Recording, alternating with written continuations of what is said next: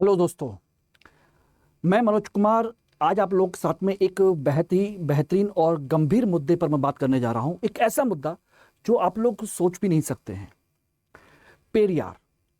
पेरियार को हम सब लोग में से ऐसा कौन है जो नहीं जानता। जिसको दक्षिण भारत के बारे में थोड़ा बहुत भी पता है वो पेरियार ईवी रामास्वामी नायकर को बहुत अच्छे तरीके से जानता है।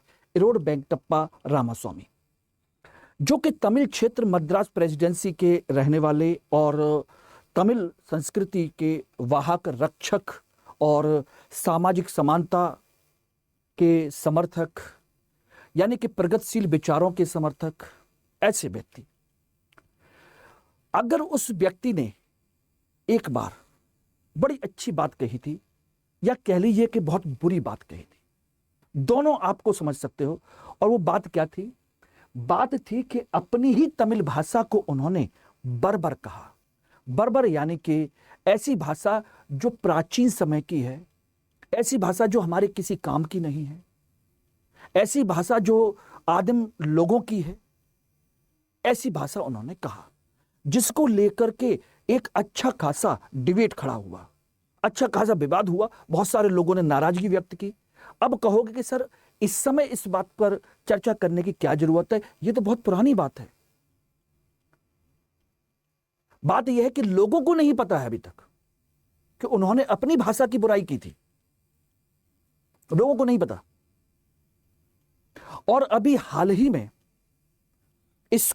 उनके इस विचार को लेकर के अच्छा खासा एक चर्चा आयोजित की गई। कई बहुत बड़े बड़े विद्वान, देश विदेश के विद्वान बैठे, उस पर उन्होंने विचार विमर्श किया पेरियार के विचारों को लेकर के, कि आखिर उनके विचारों का, इस विचार का मतलब क्या था, क्या कंसेप्ट था, क्या किस तरह की चीजें थी, और ये आज के समय में कितना प्रासंगिक है, कितना नहीं है, और उस विचार को लेकर के जो उन्होंने तमिल भाषा का विरोध किया उसकी कितनी प्रासंगिकता है।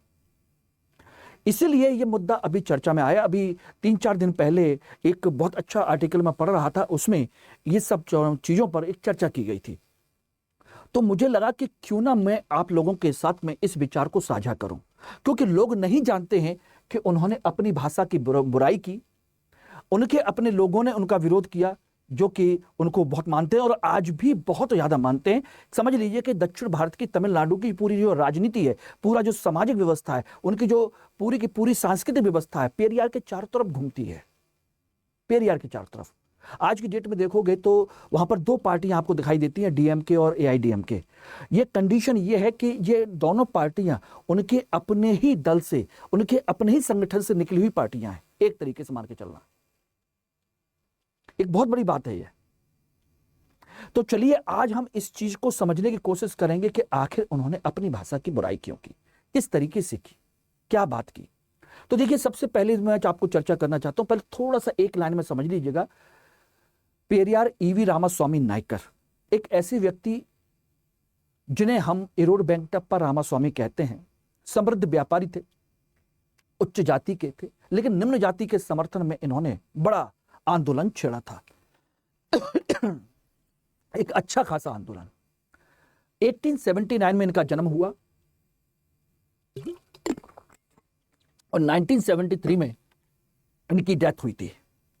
ठीक है, अच्छे खासे परिवार के हैं, अच्छा खासा बिजनेस है, सारी चीजें हैं और उच्च जाति के हैं, तो कोई परेशानी इनके जीवन में नहीं थी।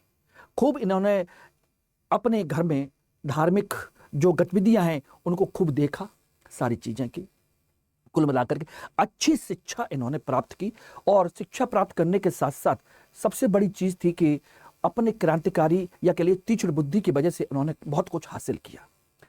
बात दोस्तों घटना है सन 1904 की, जब वो केवल और केवल एक, कहा जाए कि तीर्थयात्री के रूप में, श्रद्धालु के रूप में काशी गए थे। और काशी में उन्होंने जो घटना देखी वो ये थी कि वहां पर मुफ्त में भोजन दूसरों को कराया जा रहा था, मुफ्त में भोजन, और वो भोजन गैर ब्राह्मणों के लिए नहीं था, केवल ब्राह्मणों के लिए था। तब उन्होंने धर्म और जाति के बीच में जो भेदभाव था उसके विरुद्ध सोचने का उनको मौका मिला। अब ये मत कहिएगा कि सर वहीं पर क्यों सोचा, ऐसी व्यवस्था तो दक्षिण भारत में भी थी। बिल्कुल हो सकती है, लेकिन वहां पे उन्होंने ज्यादा नजदीक से देखा कि इस तरह का भेदभाव है। तो कंडीशन ये है कि गए तो एक श्रद्धालु के तौर पर, लौटे एक तर्कशील व्यक्ति के ना तौर पर। और उसके बाद उन्होंने इस चीज को लेकर के अपने दिमाग में विचार बनाना शुरू किया और एक विशेष परिस्थिति का निर्माण करने की कोशिश की। और ये वो समय था सन 1900 से लेकर के 1947 के बीच का समय, जिसमें देश में आजादी का आंदोलन बहुत तेजी से बढ़ रहा था। और आजादी की लड़ाई इस समय दो स्तर पर चल रही थी। एक बाह्य स्तर पर अंग्रेजों से लड़ने के लिए, आजादी के लिए, और आंतरिक स्तर पर अपने देश में अपनी जाति व्यवस्था, ऊंच नीच के भेदभाव, सामाजिक असमानता के खिलाफ आंदोलन के तौर पर। यह हमने देखा भी है, पढ़ा भी है, दोनों जगह पर यह सारी चीजें चल रही थी कुल मिलाकर के, ध्यान रखना। लेकिन अगर इस संदर्भ में हम बात करें तो उन्होंने इसी कंटेस्ट में, आप विश्वास करेंगे कि उन्होंने कांग्रेस में प्रवेश किया 1919 से लेकर के 1925 तक। लेकिन वहां पर भी उन्होंने भेदभाव जब देखा कि निम्न जाति के लोगों के साथ भेदभाव होता है, तो उन्होंने कांग्रेस को छोड़ दिया और 1925 में दक्षिण भारत में जाकर के उन्होंने आत्मसम्मान आंदोलन की शुरुआत की। सेल्फ रेस्पेक्ट मूवमेंट, यह उनका खुद का आंदोलन था। उनका लक्ष्य था कि मनुष्य ही सर्वोच्च है, जाति व्यवस्था अस्वीकार्य है, अंतरजातीय विवाह को बढ़ावा देना चाहिए, अंधविश्वासों को दूर करना चाहिए। और उन्होंने कुडी आरशु नाम की एक पत्रिका का प्रकाशन भी किया। कुडी आरशु तमिल समाचार पत्रिका थी, उसको उन्होंने निकाला, जनता तक पहुंचाने की कोशिश भी की। और उसके बाद उन्होंने एक जस्टिस पार्टी का गठन भी किया उसी समय में। जस्टिस पार्टी यानी कि निम्न वर्ग के लोगों के लिए न्याय की पार्टी का कंसेप्ट। सन 1937 में जाकर के उन्होंने हिंदी भाषा के थोपने का भी विरोध किया, क्योंकि मद्रास प्रेसिडेंसी में हिंदी का अनिवार्य बनाने के लिए कंसेप्ट लाया गया था सी राजगोपालाचारी के माध्यम से। तब इन्होंने, सोचिएगा, सी राजगोपालाचारी, जिन्हें राजा जी कहते हैं, मद्रास के गवर्नर बने उस समय। और उस समय सोचिएगा उन्होंने हिंदी लगाने की कोशिश की, तो इन्होंने सबसे पहले हिंदी का विरोध किया और लाखों लोगों को एक संगठित किया, लाखों लोगों को आंदोलन के लिए प्रेरित किया। और उसमें कई सारे लोगों की जान भी गई थी। और इस घटना की सोचिए राष्ट्रीय अंतर्राष्ट्रीय स्तर पर बहुत बड़ी कवरेज मिली थी। और तब से ये सोचिएगा कि इन्होंने एक बड़ा नाम खड़ा किया। उसी समय इन्होंने डीके नाम से एक पार्टी का गठन किया, जस्टिस पार्टी आगे जाकर के डीके के नाम से कन्वर्ट हो गई। एक तरीके से द्रिविड़ कड़गम कहते हैं इसको। राजनीतिक सामाजिक संगठन के तौर पर एक राजनीतिक, टिपिकल राजनीतिक पार्टी नहीं थी, जिसमें था कि ईश्वर की जो अवधारणा है उसको, अस्तित्व को नकार देना, ठीक ना, आर्यवाद का विरोध करना, जाति मुक्त समाज का निर्माण करना और लैंगिक समानता को बढ़ावा देना, यानी सभी प्रकार की समानता, यानी समाज की जितनी कुरीतियां हैं उनको दूर करने की उन्होंने बात कही। कुल मिलाकर के बात आती है इसके आगे, और यहीं से डीके से आगे जाकर के आप विश्वास करोगे कि जो आगे जाकर के इसके इनके सहयोगी थे अन्नादुरई, उन्होंने आगे जाकर के डीके पार्टी को, डीके संगठन को छोड़ करके अपना एक नया राजनीतिक संगठन बना लिया, द्रविड़ मुनेत्र कड़गम, यानी कि डीएमके। आज जानते ही हो, ठीक है ना। और इसका मतलब है कि दक्षिण भारत की पूरी राजनीति इसी से चलती है। अब ये तो था एक छोटा सा उनका बैकग्राउंड कि भाई उन्होंने क्या किया, किस तरह की विचारधारा थी, किन किन चीजों पर फोकस किया। बात आती है कि आखिर ये तमिल भाषा और बर्बर भाषा का कंसेप्ट क्या निकल के आया। तो देखिए, ये जो कंसेप्ट है दो चीजों को लेकर के है, एक भाषाई अस्मिता और दूसरा वैज्ञानिक तर्कवाद। कि उन्होंने बर्बर भाषा का विवाद क्यों खड़ा किया, क्यों यह सब स्टेटमेंट दिया, उन्होंने किस आधार पर स्टेटमेंट दिया। इसको समझने से पहले आपको समझना होगा कि जो व्यक्ति अपनी भाषा का विरोध कर रहा है उसके पहले आइडियोलॉजी को समझना होगा। और दोस्तों, उनकी आइडियोलॉजी, ध्यान रखिएगा, दो चीजों पर है। मैंने कहा था आपका, एक बाहरी संघर्ष और एक आंतरिक संघर्ष। 1900 से लेकर के सन 1947 तक जो भारत की राजनीति है, भारत की जो व्यवस्था है, भारत की जो समृद्धि है, सभ्यता है, उस समय दो चीजों से लड़ रही थी। एक तरफ गुलामी की जंजीरों को तोड़ने के लिए हम बाहरी स्तर पर लड़ रहे थे अंग्रेजों से, और दूसरी तरफ हम आंतरिक स्तर पर अपने अंदर एकता बनाने की कोशिश कर रहे थे। उनमें आपने नाम सुना होगा ज्योतिबा फुले, अंबेडकर, पेरियार, ऐसे बहुत सारे लोग, सभी के सभी इसमें शामिल हो रहे थे कुल मिलाकर के। और सब जगह पर यह आंदोलन फैल रहा था, उत्तर में भी, दक्षिण में कुछ ज्यादा, उत्तर में थोड़ा कम, लेकिन था। सामाजिक धार्मिक सुधार आंदोलन, जाति सुधार आंदोलन, निम्न जाति सुधार आंदोलन, इस तरह के आंदोलनों के संदर्भ में आपने मेरी क्लास में पढ़ा भी होगा। ये सारी चीजें चल रही थी और इस संदर्भ में द्रविड़ अस्मिता के नायक के तौर पर इन्होंने अपनी भाषा का विरोध किया, जबकि ये द्रविड़ सभ्यता की, द्रविड़ अस्मिता के लिए लड़ भी रहे थे। और उस समय इन्होंने अपनी भाषा को बर्बर भाषा कहा। बात ये आती है कि ये इनका कोई द्वेष था या कोई रणनीति थी या कुछ और था। तो इसके संदर्भ में ध्यान दीजिएगा कि इनकी जो अवधारणा है पेरियार की, वो अवधारणा आप समझेंगे तो 5 चीजों को लेकर के है। देखिए, पहला, इन्होंने हमेशा तर्कवाद को बढ़ावा दिया।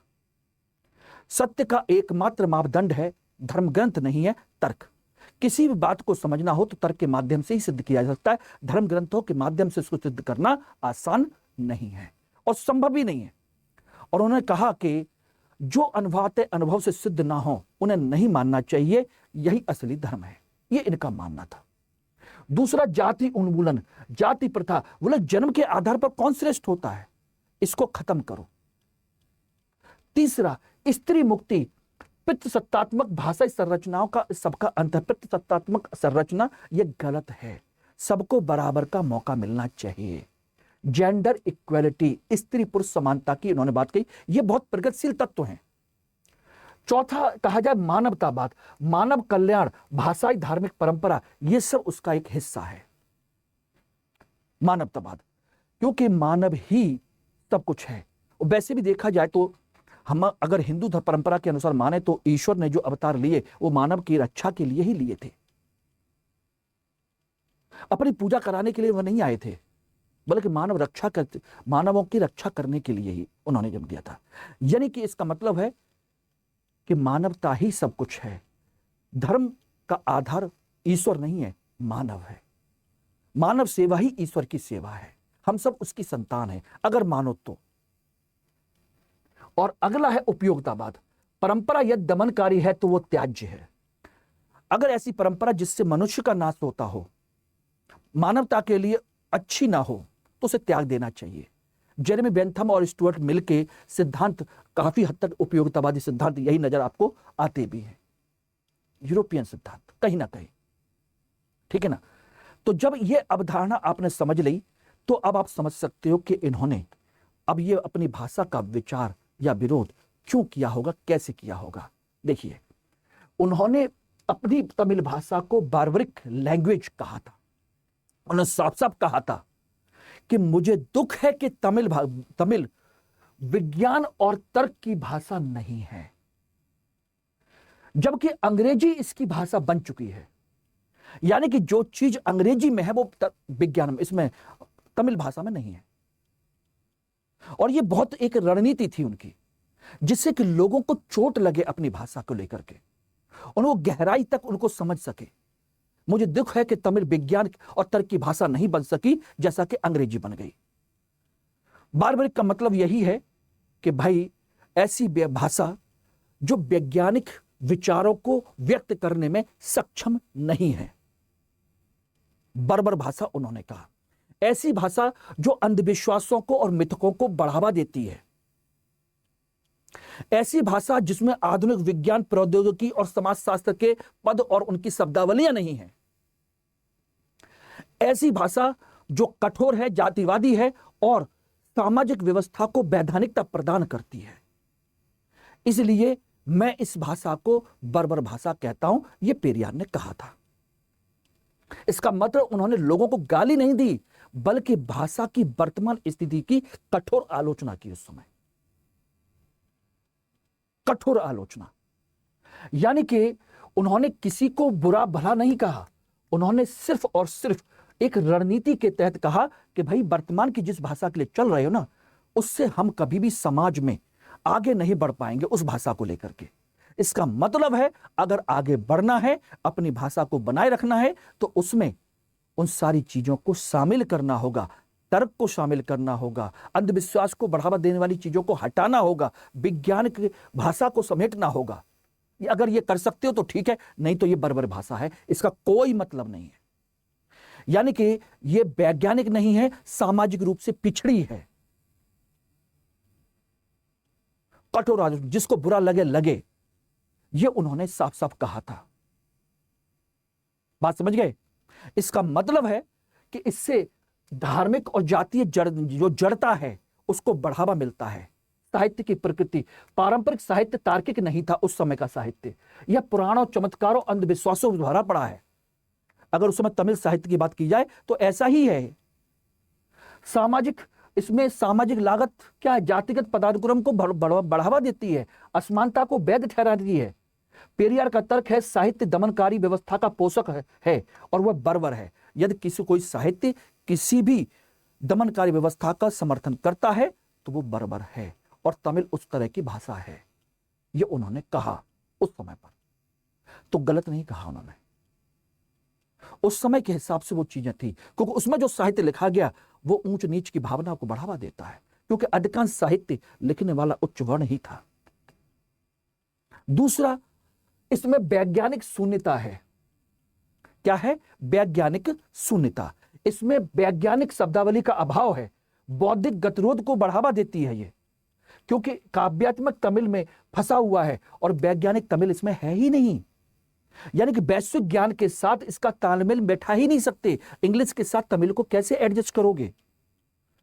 इसलिए आपने देखा होगा आधुनिक काल में जितने भी अच्छे विद्वान हुए, चाहे राजा राम मोहन राय हुए या कोई और हुए, उन्होंने अंग्रेजी का साथ देने की बात क्यों कही थी? क्योंकि अंग्रेजी माध्यम में उनको नया ज्ञान मिल रहा है, मॉडर्नाइजेशन के कंसेप्ट मिल रहे हैं, ये सारी चीजें हो रही हैं कुल मिलाकर के। तो बात समझ में आ रही कि नहीं आ रही? वैज्ञानिक शून्यता का मतलब यानी कि तमिल माध्यम से पढ़ने वाले बच्चे वैज्ञानिक ज्ञान हासिल नहीं कर पाएंगे। उच्च जाति के बुद्धिजीवी जो अंग्रेज जानते हैं वो अधिक अवसर पा जाते हैं, और आज भी सच्चाई यही है। इसीलिए अधिकांश लोग अब अंग्रेजी मीडियम की तरफ बढ़ रहे हैं। तमिल भाषा की जो स्थिति है एक बौद्धिक जड़ता की स्थिति है, वो कविता की भाषा है, विज्ञान की नहीं है। पेरियार ने कहा कि तुम्हारी भाषा तुमसे कह रही है कि राम ने यह क्या किया, या राम ने यह किया, कृष्ण ने यह क्या किया। अंग्रेज तुम्हें क्या दिखा रहे हैं? न्यूटन दिखा रहे हैं, डार्विन दिखा रहे हैं, ठीक है ना, मार्क्स पढ़ा रहे हैं, सारी चीजें हैं, हर तरीके से तर्क और विज्ञान को बढ़ावा देने की बात कह रहे हैं। और हमारे साहित्य क्या कह रहा है? राम और कृष्ण ने क्या किया। यह पेरियार का कथन था, यह थी कंसेप्ट। इसका मतलब है कि अंग्रेजी बनाम मातृभाषा सामाजिक गतिशीलता का साधन है। धर्म और जाति का, उस समय की जो तमिल है धर्म और जाति की रक्षक है, उच्च जाति का वर्चस्व है, परंपरा है। लेकिन अंग्रेजी ज्ञान का लोकतांत्रिकरण कर रही है, ज्ञान को सब जगह दे रही है, सत्ता को चुनौती दे रही है। प्रशासनिक सेवाओं में ब्राह्मणवादी एकाधिकार को तोड़ने का अधिकार है, हथियार है इंग्लिश। तो जो इंग्लिश पढ़ेगा वो प्रशासन में चला जाएगा। दलित बहुजन समाज का सशक्तिकरण का माध्यम है इंग्लिश। अब बताइए, अगर यही चीज रहेगी तो लोग अंग्रेजी पढ़ेंगे, तुम्हारी भाषा क्यों पढ़ेंगे? बताइए, तमिल क्यों पढ़ेंगे? क्योंकि तमिल में कुछ है नहीं। नौकरी चाहिए कि कौन सी भाषा चाहिए? अंग्रेजी। यही है सच्चाई। ये उन्होंने कहा था। हालांकि उन्होंने साफ साफ कहा था कि तमिल में अंग्रेजी के समान कोई शब्द नहीं था, जिसे आज हम लोकतंत्र, धर्मनिरपेक्षता, तर्कवाद, समाजशास्त्र कहते हैं। इस तरह के शब्द तमिल भाषा में थे ही नहीं। इसीलिए उन्होंने अंग्रेजी का समर्थन किया था, तमिल की बुराई की थी, तमिल की इसीलिए बुराई की थी। भाषा का दर्शन, साधन बनाम साध्य। भाषा साधन है, साध्य ये रही। अगर आप तमिल भाषा पढ़ते हो तो आपका साध्य ये रहा। भाषा मानव के लिए है, मानव भाषा के लिए नहीं है। इसलिए भाषा को बदलो, भाषा को सुधार करो। भाषा को एक जेल बनने से रोकना है, और पुरानी रूढ़ियां सुरक्षित रहती हैं, इसे समय के साथ बदलना चाहिए। अगर नहीं बदलोगे तो यहीं जाओगे।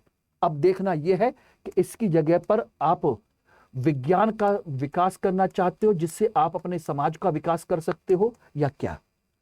अगर आप अंग्रेजी चाहते हो तो यहां जाओगे और तमिल चाहते हो तो यहां पर जाओगे, या फिर अपनी तमिल में, अपनी भाषा में उस जड़ता को समाप्त कर दीजिए, उस जड़ता को समाप्त कर दीजिए।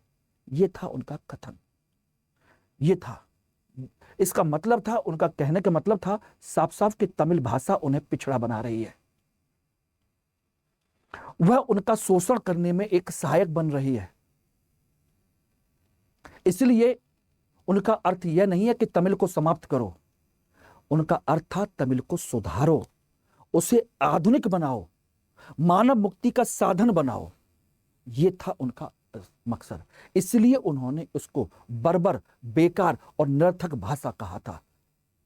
यह ध्यान रखिएगा, यह था उनका कंसेप्ट। यानी कि उनकी कंसेप्ट था सांस्कृतिक राष्ट्रवाद, अतीत का महिमा मंडन, कि हमारा अतीत ऐसा था, वो पुराना साहित्य ये कहता है। वास्तविक क्या है? वास्तविक हमें आज के समाज को बदलना है और उसके लिए हमें अपनी आधुनिक भाषा का विकास करना होगा। ये रहा, ये पेरियार का तर्क है। और वो तभी हो सकता है या तो अपनी भाषा को आधुनिक बना लीजिए, लोकतांत्रिक, तार्किक, वैज्ञानिक शब्दकोश को ढालिए, नहीं तो अंग्रेजी की तरफ बढ़ना पड़ेगा। और अंग्रेजी में वो काबिलियत है। इसका मतलब है कहीं ना कहीं मैकॉले ने जो कहा था पेरियार के अनुसार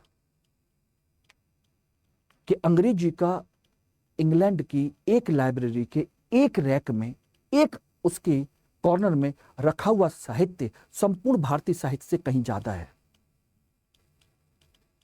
यह तो खैर उसकी सुप्रीमेसी के अकॉर्डिंग था कि वो अपनी इंग्लिश सुप्रीमेसी को शो करना चाहता था, बट सच्चाई काफी हद तक देखा जाए तो पूरे भारतीय संदर्भ में किस तरह की है वो तो वही जाने।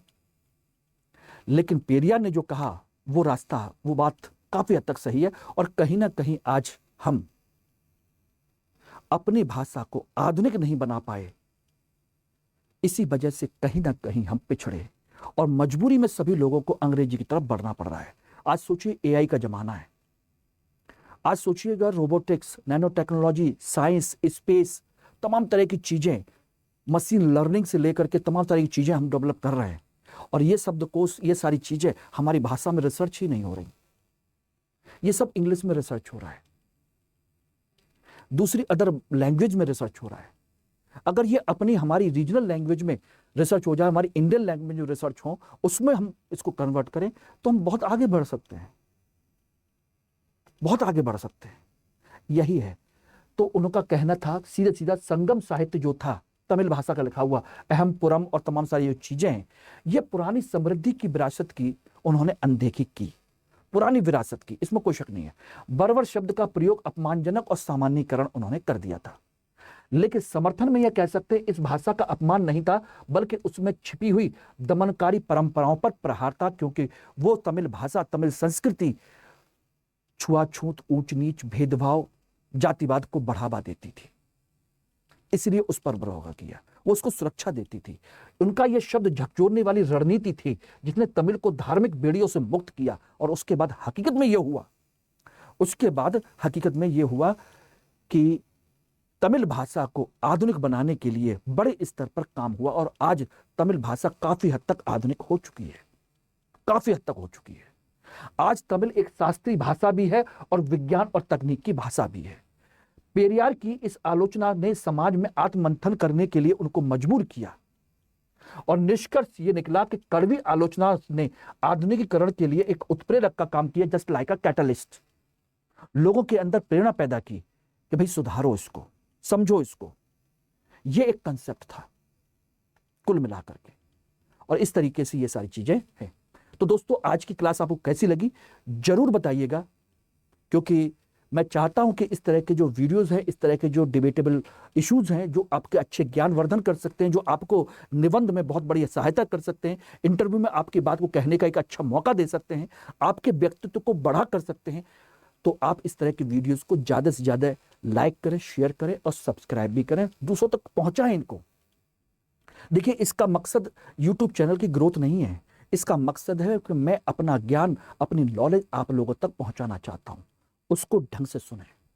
वरना यूट्यूब चैनल को चलाने के बहुत सारे तरीके हैं, और जानते हो वो रील्स हैं, कॉमेडी या इस तरह की जो चीजें हैं उनसे ज़्यादा व्यूज आते हैं। ये पढ़े लिखे लोगों का समाज बनाना है।